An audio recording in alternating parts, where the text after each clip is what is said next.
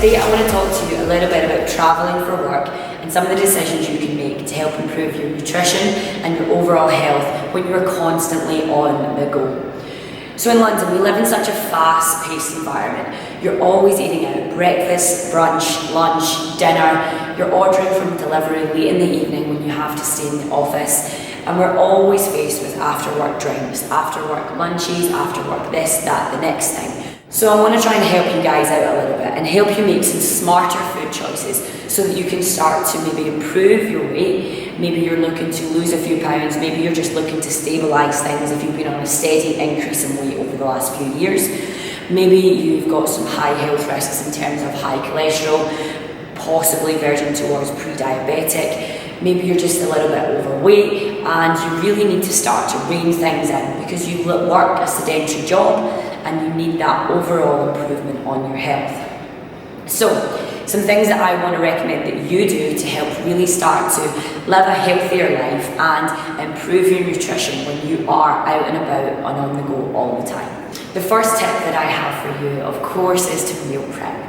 It can be so difficult if you know you've got a lunch with colleagues or you know you've got a late night at the office. But if you can just get ahead of the game a little bit and meal prep, then you're going to be more in control of the foods that you are putting in your body. Now, I'm very well aware a lot of you guys leave the house at like 7 a.m. and you're not home until 7 or 8 at night. So meal prepping for that whole day right now might seem like an absolute far-fetched and ludicrous idea.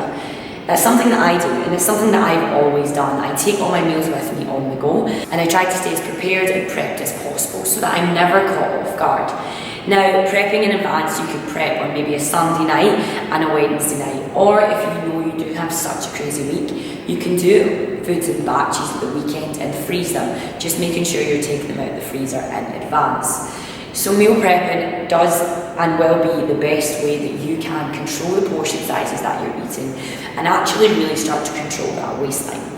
However, if right now you're thinking, okay, meal prepping is just too much and it's too far away from what I think I can achieve right now within myself, then I've got lots of other tips for you. The second tip that I want you to think about is being a little bit more savvy about the restaurants that you're choosing when you are going out for after-work drinks or after-work meals. So in advance, what you can do is download some menus from some of your favourite restaurants and actually have a look at the calorie consumptions and have a look at the guides around their food and nutritional content, so that you're not rocking up to a restaurant full of colleagues and trying to start to piece together the macros and the calories on the menu and try to pick an option that is a little bit healthier for you. Majority of menus now do have calories on them, and most restaurants will give you an electronic or a version you can download. It takes 2 minutes out of your day to download that menu in advance and just have a look at the food portion sizes. You do not want to be eating a meal that is 8, 9, 1,000 plus calories every day. You don't want to be having that meal 2-3 times a week. You most certainly don't want to be having that meal 2 or 3 times in one day. Tip number 3 is a little bit to do with prepping, but it's also a really simple thing you can do. You can go to your Waitrose, you can go to your local supermarket, and you can buy little bags of fruit, vegetables, yogurts, protein bars, nuts, seeds, all these different things that can be really good snacks. So if you know you are going to be eating on the go all the time, you can start to get prepared and have a look at these snacks and work out what maybe 2 rice cakes and a small sachet of peanut butter is calorie-wise for you, and then you can work out if you're having that for your mid-morning snack, that's maybe 200 or 300 calories.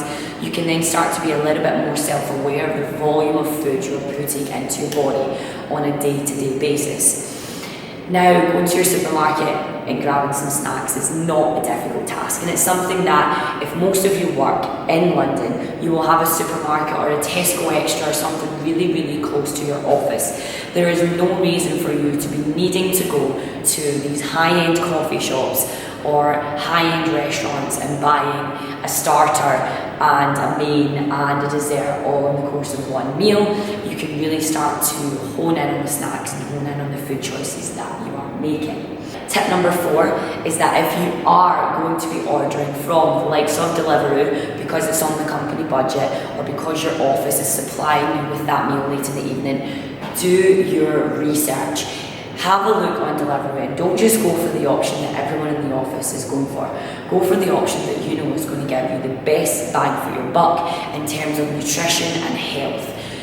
Am I telling you to eat a salad? No, not essentially. But what I am telling you to do is look for an option that's maybe got some grilled vegetables, it's got some grilled meat, it's got noodles that aren't stuffed with salt, it's got rice that's not deep fried, it's not covered in oil and grease and everything else, it's not layered with sauces. These are the things you really need to start to become a little bit more aware of if you are living that sedentary London lifestyle. It's something that I see all the time. People say to me when they come in for consultations, yeah, about 3 nights a week I order Deliveroo and I have it in the office.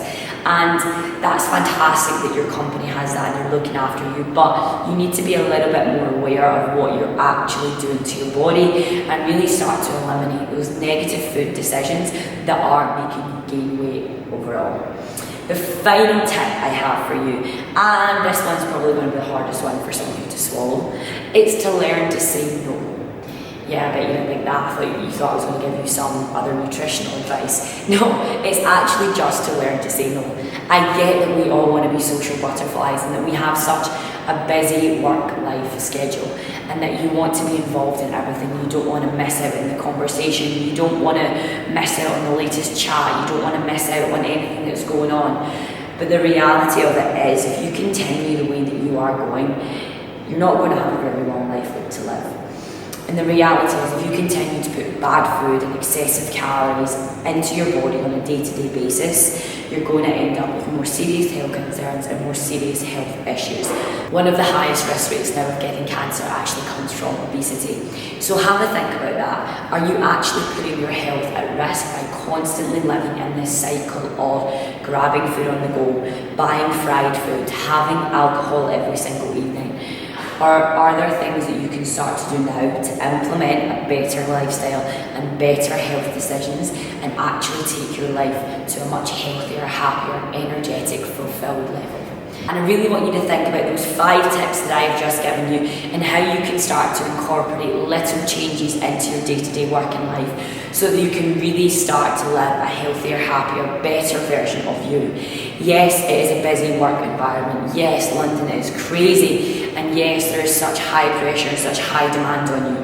But if you don't start to take these things into your own hands and start to make some significant changes now, you're going to be in a lot worse position in a couple of years to come.